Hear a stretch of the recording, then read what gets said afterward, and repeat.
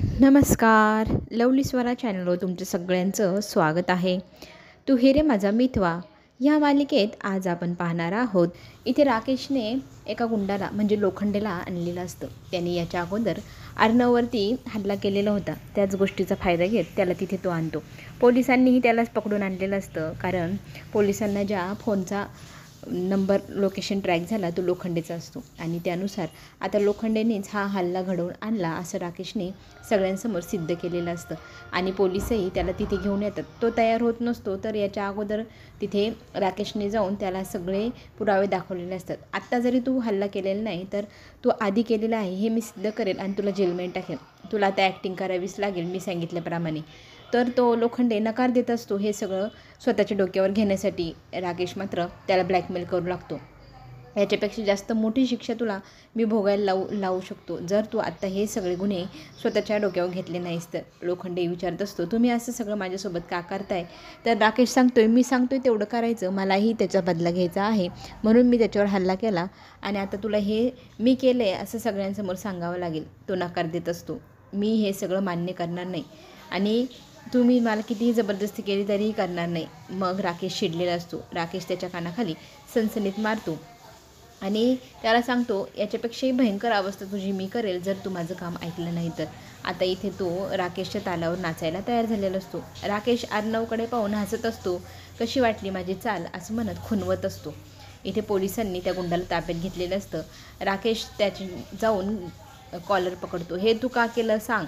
तर तो सांगतो, माझा खूप मोठा अपमान यांनी केला होता, त्याचा बदला घेण्यासाठी मी हे सगळं केलं अशी कबुली तो तिथे देतो. आणि मग त्या केटरिंगवाल्या बाईलाही विचारलं जातं, हाच तो का ज्याने तुला काम सांगितलं? राकेश तिच्याकडे पाहतो आणि खरं तर याने अगोदरच सेटिंग लावून ठेवलेली असते. त्या बाईला पळून जा सांगितलेलं असतं. जर पकडल्या गेली तर लोखंडे नावाच्या व्यक्तीचं नाव सांगायचं असंही त्याने तिला फिट करून ठेवलेलं असतं. त्यानुसार ती मुंबई सोडून जायला तयार असते आणि पकडल्यानंतर लोखंडेचं नाव घ्यायचं असं राकेशने सांगितल्याप्रमाणे ती तिथे बोलणार असते. आणि याच्यात काहीही चूक भूल झाली तर तुझा जीव मी स्वतः येऊन घेईल असं राकेशने सांगितलेलं असतं. त्याच्यामुळे राकेशचं जसं जसं म्हणणं असतं तसं ती बाई करायला तयार होते आणि लोखंडे साहेबांचंच नाव मी घेईल असंही ती त्यांना सांगू लागते. इकडे राकेशने जे सिम आणलेलं असतं चोरून ते लोखंडेचं असतं. तर ते सिम तो मोबाईलमधनं बाहेर काढतो. आत्तापर्यंत ज्याने जितके गुन्हे केले तितके त्या लोखंडेच्याच फोनच्या सिममधनं केले, म्हणून त्याचंच नाव प्रत्येक गोष्टीत येईल असं त्याला माहिती असतं. तो सिम कार्ड काढून तोडून टाकतो. पोलिसांसमोर इथे केटरिंगवाली जी बाई असते ती लोखंडे साहेबांचं नाव घेते. आता हे अर्णव आणि ईश्वरीला माहिती आहे की याने जबरदस्ती या दोघांच्या डोक्यावरती टांगती तलवार ठेवून कबुली द्यायला लावली आहे. पण आता करणार काय? ताईसमोर हा मोठा हिरो झाला आहे आणि इथे तो कौतुक करत असतो की खरंच हे सगळं शक्य फक्त आमच्या अंजलीमुळे झालं. अंजलीने मनावर घेतलं. आता माझ्या भावावर ज्या व्यक्तीने हल्ला केला आहे त्याला सोडायचं नाही, नवऱ्यालाही ज्याच्यामुळे दुखापत झाली त्यालाही सोडायचं नाही. तिच्या ह्या सगळ्या प्रयत्नांनाच यश आलं. खरंच तुझं कौतुक किती करावं ग अंजली, तितकं कमीच आहे असं म्हणत सगळ्यांसमोर तो अंजलीचं कौतुक करतो. आणि अंजली मग म्हणत असते की एवढं काही नाही, मी ठरवलं होतं की मला ते गुन्हेगार माझ्या भावावर हल्ले करणारे जेलमध्ये हवेच, म्हणून मी कंप्लेंट केली. इथे वल्लवी ही कौतुक करते की खरंच अर्णव तू राजेश जिजूंचे आभार मानायला हवे, त्यांच्यामुळे तुझ्यावर झालेला हल्ला त्यांनी स्वतःवर घेतला. अंजलीनेही त्या गुंडांना शोधून तुझ्यासमोर उभं केलं. तो मग थँक्यू म्हणू लागतो. तर राकेश लगेच म्हणतो, अरे अरे थँक्यू कशाला, तू तर माझा जीव की प्राण आहे, तुझ्या वाचून आमच्या ह्या जगात कोणी नाही, तू आम्हाला असं थँक्यू वगैरे म्हणू नको रे. आणि कानामध्ये कुजबुजू लागतो की तू मला पाय धरून माफी मागायला लावली ना, ह्याच गोष्टीची मी बदला घेण्यासाठी हे सगळं केलं, कसं वाटला माझा प्लॅन असं म्हणत कानात कुजबुजतो सगळ्यांसमोर. आणि पुढे आपल्याला असं पाहायला मिळेल, अर्णव फार संतापलेला असतो. त्याला ते क्षण नकोसे होतात.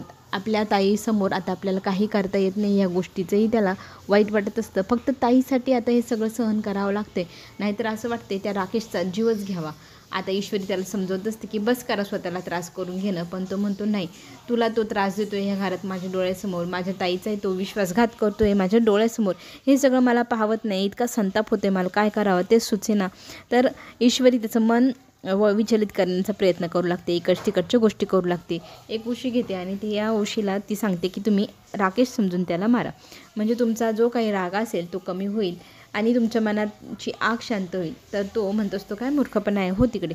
तर ती त्याला म्हणत असते नाही तुम्ही पंच मारा एक, राकेश समजून. मग तो 1-2 पंच मारू लागतो आणि खरंच त्याला हलकं हलकं वाटू लागतं. तर तो ईश्वरीला म्हणतो खरंच खूप छान आयडिया आहे ही, याच्याने मला खरंच खूप हलकं वाटलं आणि तुझी आयडिया मला आवडली. मग दोघंजणं म्हणू लागतात की आता आपल्या दोघांना एक टीम होऊन काम करावं लागेल.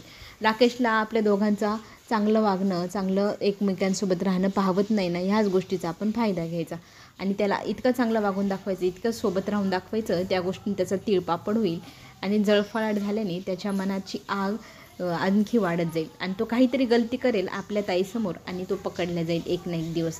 आपण काहीच करायची गरज नाही, आपण ताईला जपायला हवं, ताई 2 जीवाशी आहे, असं दोघंजणं बोलत असतात. इकडे राकेश आपल्या बाळाला सांगत असतो, बघ तुझी आई किती ब्रेव आहे, त्या गुंडाला, त्या राक्षसाला कसं शोधून काढलं, बाबावर ज्याने हल्ला केला, मामावर ज्याने हल्ला केला, आपल्या आई सारखंच तू पण शूर व्हायचं हं, असं म्हणत कौतुक करत असतो अंजलीचं. आणि अंजली म्हणते बस करावं, किती कौतुक कराल. तर तो म्हणतो कौतुकास्पद काम केले तर करावंच लागेल ना. मग ती त्यांना म्हणते की तुमच्या हाताला जखम झाली आहे, तुम्ही गोळी खायला हवी, थांबा मी तुमच्यासाठी पाणी आणते, असं म्हणत ती गोळी आणि पाणी आणायला किचनमध्ये जाते. आता इथे राकेश मात्र संतापलेला असतो, ह्या बिंडोकबाईमुळे आज मी पकडला गेलो असतो, इथून पुढे एवढे डेंजरस गेम खेळायला नको, माझ्या अंगाशी येईल, मी जेलमध्ये जाईल.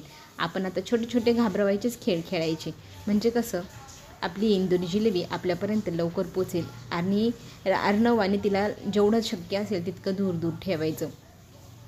इकडे सकाळ झाल्यानंतर आंघोळ करून अर्णव बाहेर येतो बाथरूममधनं आणि इथे ईश्वरी त्याला पाहून म्हणते हे काय पद्धत आहे, असं कोणी बाहेर येतं का. तर तो म्हणतो काय आंघोळ करून कोणी सूटबूट घालून येईल का, आपल्या रूममध्ये आपण असंच येणार ना. तर ती त्याला चिडवत असते की असं नंगपुंग माझ्यासमोर येऊन उभं राहायचं नाही. तर तो म्हणतो मग कसं राहायचं, माझी रूम आहे, मी माझे कपडे घालण्यासाठी बाहेर येईलच ना. दोघं तिथे वाद घालत असतात आणि इथे ईश्वरी त्याचे कपडे वगैरे सगळं काही रुमाल मांडून ठेवते कॉटवरती आणि तो ते सगळं पाहून म्हणतो हे काय केलं आहेस तू. तर ती म्हणते तुम्हाला उशीर नको व्हायला म्हणून मी तुमच्या सगळ्या वस्तू काढून ठेवल्या आहे. अर्णव म्हणतो हा कॉम्बिनेशन कसा आहे आणि ईश्वरी राग भरून मग किचनमध्ये निघून जाते आणि ईश्वरीने जे कपडे काढले होते तेच कपडे तो घालून तिच्या समोर येतो आणि मग ती म्हणू लागते तुम्हाला ते हे कॉम्बिनेशन आवडलं नव्हतं मग का घातलं. तर तो तिला सांगू लागतो हे बघ काही गोष्टी वेगवेगळ्या असतात, जणू तू आणि मी पण एकत्र आल्यानंतर किती छान दिसते हे मला आत्ता समजते. 2 विरुद्ध टोकं एकमेकांसोबत जोडल्या गेल्याने चांगलीच गोष्ट घडू शकते, हो की नाही. इथे अर्णव आणि ईश्वरी अजूनही खाली आले नाही, दोघं सकाळपासून दिसले नाही म्हणून अंजली आरडाओरडा करत असते. तर राकेश म्हणतो की माझ्या भीतीपोटी ते दोघंजणं माझ्यासमोर यायला तयार नाही. आपली भीती आपली दहशत अशीच वाढवत आणि अशीच ठेवावी लागेल, म्हणजे कसं अर्णव आणि ईश्वरीला वेगवेगळं ठेवायला आपल्याला उपयोगात पडेल आणि ती आपल्यापर्यंत लवकर पोचेल. चला तर मग चॅनलला सबस्क्राईब करा, बटन दाबायला विसरू नका, बेल आयकॉनचं लाईक करून मला सांगा माझं कसं काम वाटतंय. चला तर मग आपण पुन्हा भेटू, धन्यवाद.